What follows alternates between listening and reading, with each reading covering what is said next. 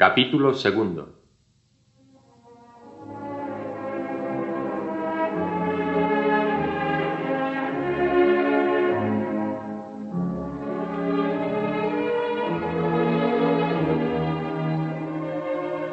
Edmundo Dante y su novia, Mercedes, volvieron a encontrarse después de la larga ausencia del marino. Muchos acontecimientos habían sucedido durante los 3 meses que duró el viaje a bordo del bergantín Faraón, pero el más importante era el ofrecimiento hecho por el armador Morel para que Edmundo ocupase la plaza de capitán. Esto había desatado la envidia de Danglars sobre cargo del buque que intentaba desprestigiarle. Contaba para ello con la ayuda de Caderousse, un sastre vecino del padre Dante.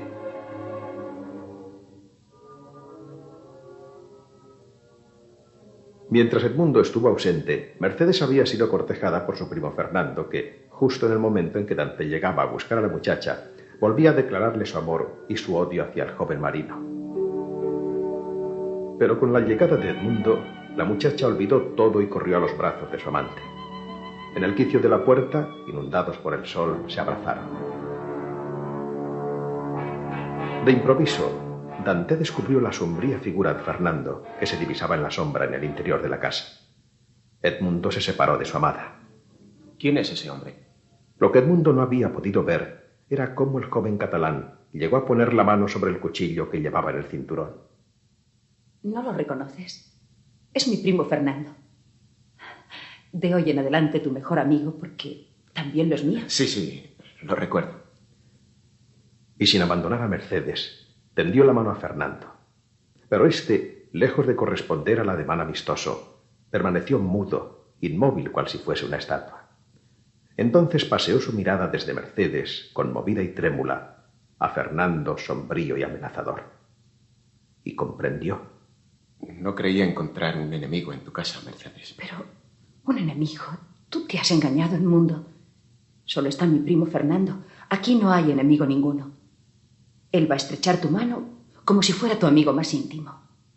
Al concluir estas palabras, Mercedes fijó su imperiosa mirada sobre el catalán, el cual, como si lo hubiera fascinado esa mirada, se fue acercando lentamente a Edmundo y le tendió la mano. Pero apenas sintió el contacto de la mano del otro, se lanzó enseguida fuera de la casa. ¡Fernando! ¿A dónde corres? El joven se paró de repente. Dirigió una mirada a su alrededor y divisó a Caderousse, sentado en compañía de Danglars en el exterior de una taberna, bajo un emparrado. ¿Por qué no te acercas? Tanta prisa tienes que no te queda tiempo para saludar a los amigos. Fernando se limpió el sudor que se deslizaba por su frente y se acercó a los 2 hombres. La sombra del emparrado pareció restituir un poco la tranquilidad a su espíritu. ¿Qué queréis? Te llamé porque corrías como un loco y me ha dado miedo de que fueras a arrojarte al mar. ¡Demonio! Cuando uno tiene amigos, no solo se les debe ofrecer un vaso de vino, sino también impedirles que se beban 3 o 4 pipas de agua. Fernando lanzó un suspiro y se dejó caer sobre uno de los bancos que rodeaban la mesa, escondiendo la cabeza entre los brazos. ¿Quieres que te diga una cosa, Fernando? Tienes toda la facha de un amante al que acaban de darle calabaza. Anda, un buen mozo como este no ha nacido para ser desgraciado en amores. Te burlas, Caderousse. Atiende solo cómo suspira. ¿No lo ves, Danglars? Fernando es un valiente y honrado pescador que está enamorado de una linda muchacha que se llama Mercedes. Más desgraciadamente, y por lo que parece, la tal muchacha ama por su cuenta al segundo del faraón, y como el faraón ha entrado hoy mismo en el puerto... ¿Comprende? Maldito si lo comprendo. Pobre muchacho. ¿Qué quieres? No esperaba volver a ver a Dante tan pronto. Le creía acaso muerto, infiel. ¿Quién sabe? No es solo a Fernando al que contraría la dichosa llegada de Dante. No es cierto, Danglars. Así es. Y casi me atrevo a decir que eso le ha de ocasionar alguna desgracia. Pero no importa, pues mientras tanto él se casará con la bella Mercedes. Danglars, observó el efecto de las palabras de Caderousse, que cayeron sobre Fernando como plomo derretido. ¿Y cuándo es la boda? Aún no se ha verificado. Pero se efectuará. Bebamos pues a la salud del capitán Edmundo Dantes, esposo de la hermosa Mercedes. Caderousse llevó el vaso a sus labios con mano trémula, puesto que ya hacía el 10º y lo apuró de un golpe. Fernando cogió el suyo y lo arrojó con rabia contra el suelo. En ese momento acertaron a pasar cerca de la taberna Edmundo y Mercedes, que salieron a dar un paseo. Iban cogidos de la mano y de vez en cuando se detenían para una furtiva caricia. Danglars no perdía uno solo de los movimientos de Fernando, cuyo rostro se descomponía por momentos, fijo en la pareja. Estuvo incluso a punto de ponerse en pie y lanzarse sobre su rival. Pero cuando vio levantar la cabeza a Mercedes y descubrió sus ojos, recordó la amenaza que le había hecho de morir si Edmundo moría. ¡Edmundo! Nada sacaré de estos imbéciles. ¡Edmundo! He aquí a un canalla que se embriaga de vino, cuando únicamente debía embriagarse de odio. He aquí un gran necio, a quien acaban de birlarle la novia en su misma presencia, y que se contenta tan solo con lloriquear y quejarse como un chiquillo. Decididamente la suerte favorece a Edmundo.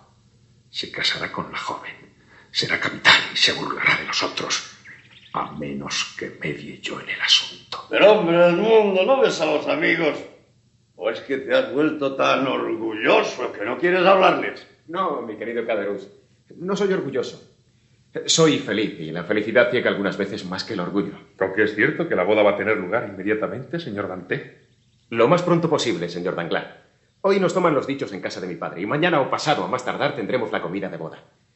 Espero que los amigos nos honraréis con vuestra asistencia. Y... Fernando... El hermano de mi mujer es mi hermano. Hoy los dichos y mañana o pasado la boda. Vais muy a prisa. Siempre se apresura uno a ser feliz, señor Danglars. Oye, ¿y ese viaje a París, Edmundo? ¿Quién os ha contado? Tu padre. Mi hijo tiene que ir a París por un asunto de negocios. No es para mí. Se trata de un encargo que me hizo el capitán Leclerc antes de morir.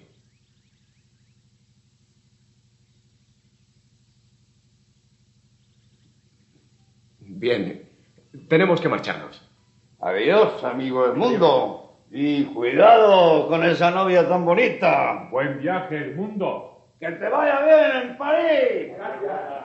Danglars pensó inmediatamente en aquel viaje a París. Sin duda, debía tratarse de la carta que le entregaron a Dantes en la isla de Elba. Y esa carta le sugirió una gran idea. Volvió la cabeza para ver a Edmundo y Mercedes hasta que doblaron por uno de los ángulos del fuerte de San Nicolás. Pero realmente estaba maquinando cómo lograr que el joven marino no llegase a ocupar el puesto de capitán del Faraón, sobre el cual creía poseer todos los derechos. Estoy desesperado. Según eso, amáis mucho a Mercedes. Es lo único que me importa. Y por semejante fruslería, en vez de buscar el remedio, os desesperáis. ¡Qué diablos! ¿Y qué queréis que haga? ¿Qué sé yo? Me parece que sois vos el que ama a Mercedes. Pensad. Beban el agua los malos que el diluvio merecieron. Y alegre culto rindamos. La muerte es lo único que podría separarlos. Pero, si él muere, ella se matará. La ausencia separa casi mejor que la muerte. Y así, ¿no existe el peligro? ¿Y cómo? Suponed por un momento que entre Edmundo y Mercedes se atraviesan las murallas de una cárcel. Ya veis que se verán tan separados como si los dividiese la fosa de una tumba. ¿Por qué habían de prender a Dante? Él no ha robado ni asesinado a nadie. ¿Quieres callarte? Yo no quiero que le hagáis nada. Dante es amigo mío. Esta mañana me ha ofrecido su dinero. Y yo no quiero que maten a Dante. ¿Y quién habla de matarle, imbécil? Solo se trata de una simple broma. Venga a su salud y déjanos en paz. ¡A tu salud, Edmundo! ¿No lo habéis hallado aún? No se me ocurre. ¡Muchacho! El diluvio me refiero. Diga, señor. Una pluma, tinta y papel. Al momento, señor. ¿Qué vais a hacer? Escuchad. Si después de un viaje como el que acaba de hacer Dante, durante el cual ha tocado en Nápoles y en la isla de Elba, le denunciase alguno al procurador del rey como agente bonapartista... Yo le denunciaré. Nada de eso. Luego os veríais comprometidos. Si lo decidimos, lo mejor es coger con calma la pluma y escribir una denuncia sencilla con la mano izquierda para que la letra no sea conocida.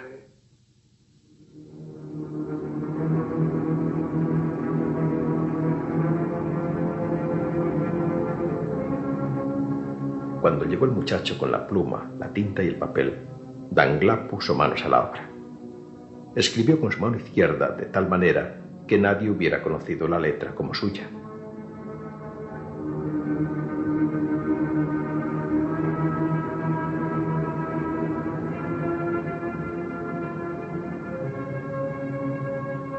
Escuchad. Se previene al señor procurador del rey, por un amigo del trono y de la religión, que el llamado Edmundo Dantes, segundo del bergantín faraón, que ha arribado esta mañana procedente de Esmirna, después de haber tocado en Nápoles y la isla de Elba, ha sido encargado de llevar una carta al usurpador y por este otra para la Junta Bonapartista de París. La prueba de su crimen se tendrá prendiéndole, porque esa carta se le hallará encima, en casa de su padre o en su camarote a bordo del faraón. ¿Qué os parece? Así, vuestra venganza tendrá sentido común. Y claro, todo quedará concluido, pero será una gran infamia. ¿Pero qué pensabas, amigo Caderousse? Esto no es más que una broma. Yo sería el primero en sentirlo si le sucediese alguna desgracia a Dante, a ese buen Dante. Y en prueba de lo que digo... Muy bien hecho, Danglars. El mundo es mi amigo y yo no quiero que se le haga daño. Pero Fernando no había apartado los ojos de la carta y siguió la trayectoria de la mano cuando Danglars arrojó el papel a un rincón. Quiero beber la salud del mundo y la reina Mercedes. Vámonos ya, bastante has bebido, borracho. Apuesto lo que quieras. Vámonos, dame tu brazo. Está bien, pero sé ir solo. ¿Te vienes con nosotros, Fernando? No, me quedo. Danglars y Caderousse se alejaron hasta torcer en la primera calle. Allí, el primero se volvió para observar a Fernando. El joven continuaba con los ojos fijos en el papel arrojado a un rincón, donde estaba redactada la denuncia contra Edmundo Dante. Luego levantó la cabeza para comprobar si alguien le miraba, y como nadie vio, se precipitó sobre el papel guardándolo seguidamente en un bolsillo.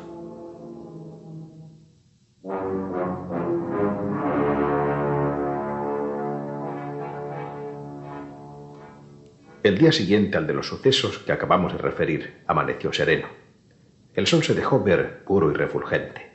Sus primeros rayos, de un rojo purpúreo, hiriendo las espumosas cumbres de las olas, parecían matizarlas de vistosos y magníficos rubíes.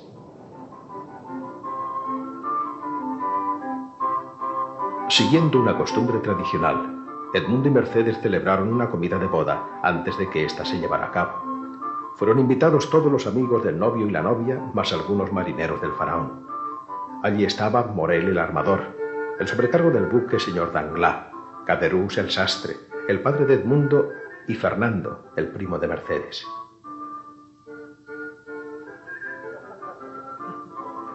Todos participaban de la alegría de los novios, menos uno, Fernando, que parecía sobresaltado. Se estremecía al menor ruido, como si esperara algo o presintiese un grave acontecimiento.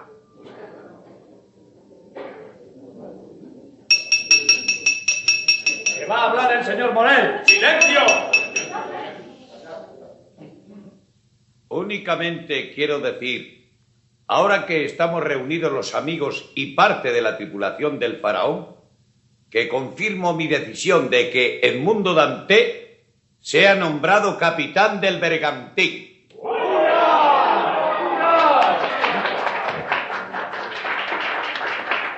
Los marineros del faraón expresaron su alegría al señor Morel, ya que Dante era muy querido por ellos. No participó así Danglars, a pesar de su sonrisa y unos aplausos suaves de compromiso. Creo que el hombre no ha nacido para ser dichoso con tanta facilidad. La dicha es como esos palacios de las Islas Encantadas, cuyas puertas guardan temibles dragones. Para conquistarlas es preciso combatir. Y si os he de decir la verdad, no sé por qué he merecido la dicha de ser marido de Mercedes. Marido no, capitán sí. Pero marido... Mercedes no es aún mi mujer, tenéis razón. Pero dentro de hora y media lo será. ¿Dentro de una hora? Sí, amigos míos. Gracias al crédito del señor Morel, todas las dificultades se han allanado. Hemos obtenido dispensa de las amonestaciones y a las 2:30 el maître de Marsella nos espera en la municipalidad. Eso sí que se llama tener actividad. Nadie podrá decir que ha perdido el tiempo. Ayer llegó, hoy se casa. Para que habléis luego de los marinos. Así es que lo que creíamos que era una comida de novios es realmente una comida de bodas. Nada perdéis con eso, podéis estar tranquilos. Mañana parto para París. 4 días de ida, 4 de vuelta y 1 para hacer la comisión de que estoy encargado. Y el 1 de marzo ya estoy aquí. El día 2 será, pues, la verdadera comida de bodas.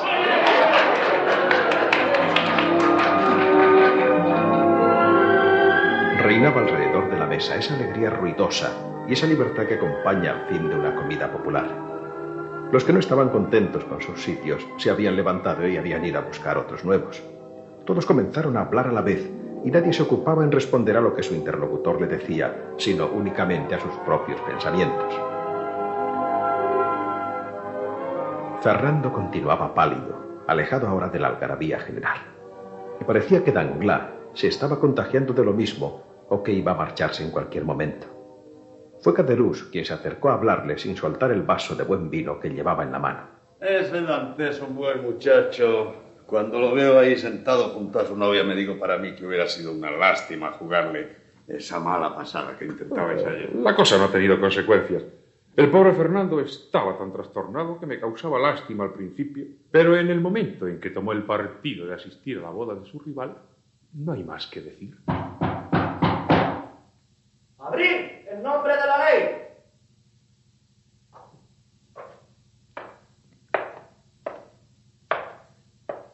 Un comisario entró en la sala donde se celebraba la comida, seguido por 4 soldados. Morel se adelantó para hablarle. ¿Qué se os ofrece, comisario? Habéis interrumpido una comida de amigos.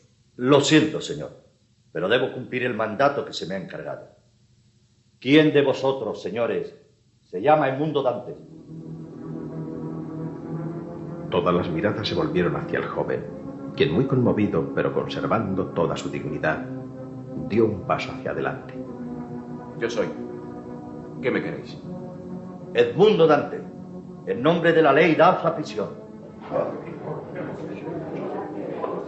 ¿Qué significa esto? ¿Y qué sé yo? ¿No será el resultado de la broma de que hablabais ayer, Danglars? Bien sabes que hice pedazos el papel. No lo rompiste. Lo arrugaste y lo tiraste a un rincón. Cállate, tú no viste nada, estabas borracho. ¿Dónde está Fernando?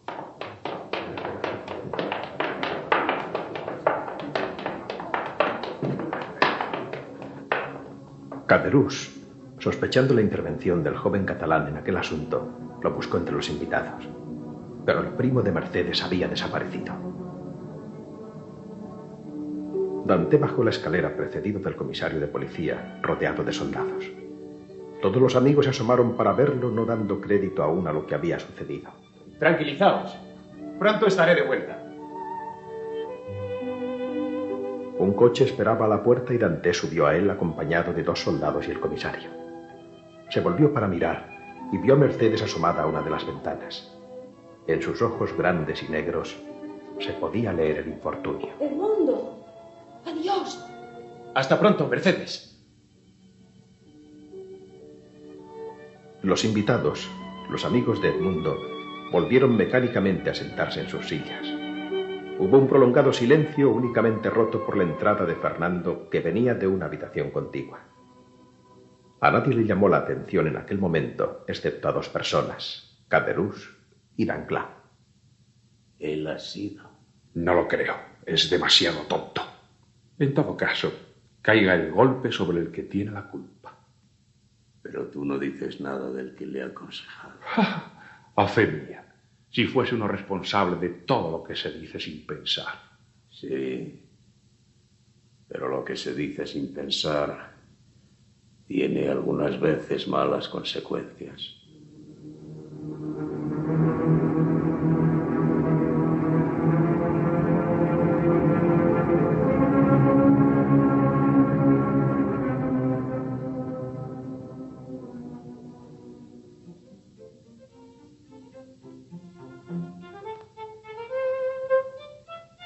En la calle de Grand Cour, cerca de la Fuente de las Medusas, en una de esas antiguas casas de arquitectura aristocrática, celebraban también, en el mismo día y a la misma hora, una comida de bodas, con la diferencia de que los asistentes pertenecían a la alta sociedad de Marsella. Un anciano, condecorado con la Cruz de San Luis, se levantó y propuso un brindis a la salud del rey Luis XVIII. Era el marqués de Saint-Méran. Los vasos chocaron unos contra otros. Las mujeres se quitaron sus ramos y los esparcieron sobre el mantel. Aquel fue un entusiasmo casi poético. El emperador, ahora en la isla de Elba, después de haber sido soberano de una parte del mundo, después de haber oído gritar ¡Viva Napoleón! Por 120 millones de vasallos y en 10 idiomas distintos, era tratado allí como un hombre perdido para Francia y el trono. A aquel mundo realista, gozoso y triunfante, le parecía que la vida empezaba de nuevo y que despertaba de un sueño penoso. ¿Qué decís? Señora marquesa, perdonadme, no atendía a la conversación. Decía que los bonapartistas, señor de Villefort, no tenían nuestra convicción ni nuestro entusiasmo. Oh, señora, tienen alguna cosa que reemplaza a eso y es el fanatismo. Napoleón es para todos esos hombres no solamente un legislador y un señor, sino un tipo, el tipo de la igualdad. ¿Sabéis, Villefort, que lo que decís es algo revolucionario? Pero os perdono. Es imposible ser hijo de un bonapartista y no conservar cierto apego. Señora, ¿por qué no olvidar el pasado? Yo soy realista y me llamo Villefort. Mi padre es o no es bonapartista y se llama Noirtier. Ya veis, ni siquiera uso el mismo apellido. Bravo, bien respondido. Siempre suplicando a la marquesa que olvide lo pasado sin poderlo conseguir. Espero que vos tengáis más suerte. La comida que se celebraba en casa de los marqueses de Saint-Méran era con motivo del próximo enlace entre su hija René y el señor de Villefort, sustituto del procurador del rey en la ciudad de Marsella. Pero no olvidéis, Villefort, que hemos respondido de vos a su majestad. Si cayese en vuestras manos algún conspirador, tener presente lo que hacéis, porque se os vigila muy particularmente, puesto que sois de una familia que puede estar relacionada con los conspiradores. Mi profesión y sobre todo los tiempos en que vivimos me mandan ser severo. Por mi parte, he pedido ya 5 o 6 veces la pena de muerte contra acusados por delitos políticos. Pobres. ¿Me prometéis tener indulgencia con aquellos que yo os recomiende? Tranquilizaos. Haremos juntos mis requisitorias. Oh, querida niña, al cuidar de los pajaritos, los perritos y las telas, y dejar a vuestro futuro esposo cumplir con su deber. Hoy las armas han cedido su puesto a la toga. Me agradaría más que fueseis médico. El ángel exterminador, aunque sea ángel, me espanta mucho. En ese momento, un criado se acercó al señor de Villefort y le dijo algunas palabras al oído. Villefort se levantó de la mesa excusándose y volvió pocos instantes después con el rostro lleno de alegría. ¿No ambicionabais, señorita René, tener por marido un médico? Pues bien, hay un enfermo que, según me han dicho, se halla en el último extremo. Pero por esta vez se trata de un asunto muy grave y la enfermedad terminará en el cadalso. Oh, Dios mío. Según parece, se acaba de descubrir un complot bonapartista. Os voy a leer la carta de denuncia. Se previene al señor procurador del rey por un amigo del trono y de la religión que el llamado Edmundo Dante, segundo del bergantín Faraón, que ha arribado esta mañana procedente de Esmirna después de haber tocado en Nápoles y la isla de Elba, ha sido encargado de llevar una carta al usurpador y por este otra para la Junta Bonapartista de París.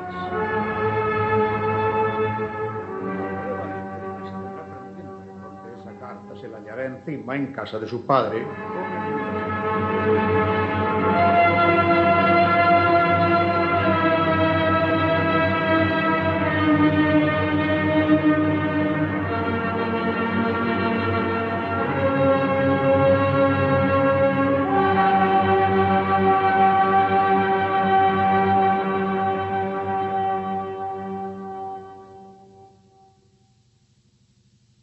Han escuchado ustedes el capítulo correspondiente al día de hoy de El Conde de Montecristo, de Alejandro Dumas, en adaptación de Jesús Yagüe.